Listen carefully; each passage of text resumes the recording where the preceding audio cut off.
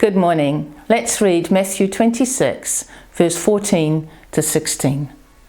Then one of the 12, the one called Judas Iscariot, went to the chief priests and asked, "What are you willing to give me if I deliver him over to you?" So they counted out for him 30 pieces of silver. From then on, Judas watched for an opportunity to hand him over. The embarrassing truth about the Passion narrative is that it works perfectly well without Judas. Why, we might ask, is he even there? Why is his story even recorded? It's been suggested that the priests needed Judas because Jesus was not that well known in Jerusalem, and they had to be sure to arrest the right person. On one previous occasion, though, they had sent troops to arrest Jesus, and those troops had had no trouble finding him. They just returned without arresting him, explaining, "No one ever spoke like this man." It was possible that Jesus might prove really difficult to arrest. Now we know the role that the high priest wanted of Judas. He wanted a safe time to arrest Jesus when it wouldn't spark a riot. Not during the festival, the priest explains. Now the priest did not get what they wanted.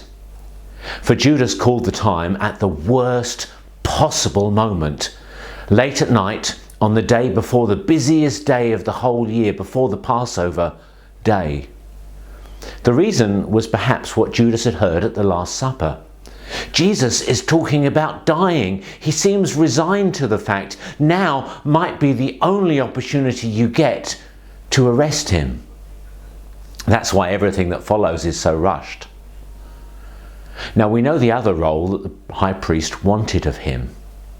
For Judas is the one who went to arrest Jesus, and Israel's justice system is witness-led. It was the witness's job to make the arrest. So we expect Judas to be the star witness. But he suddenly disappears. In fact, the Sanhedrin really struggle to find any reliable witnesses to convict Jesus. Maybe the priests decided he was unreliable, or maybe he bailed on them. Now we know one of the reasons that Judas has to be in the account.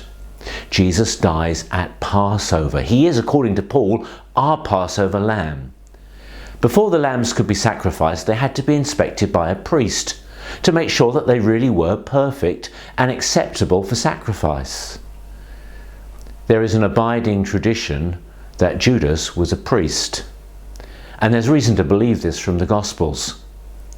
So when he takes the money and throws it into the temple, he declares, "I have betrayed an innocent man." He's the examining priest. He's the one that tells us he's travelled with Jesus for 3 years and knows him to be innocent and knows him to be the perfect Lamb of God.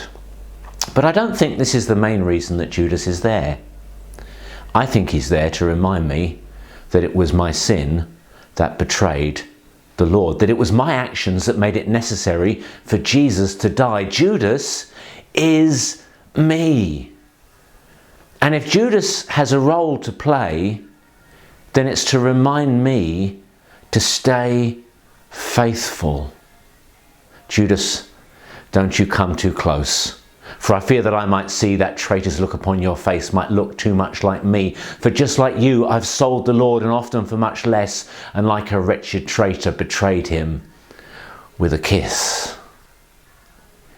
He was pierced for our transgressions, crushed for our iniquities, and the punishment that brought us peace was upon him, and by his wounds we are healed.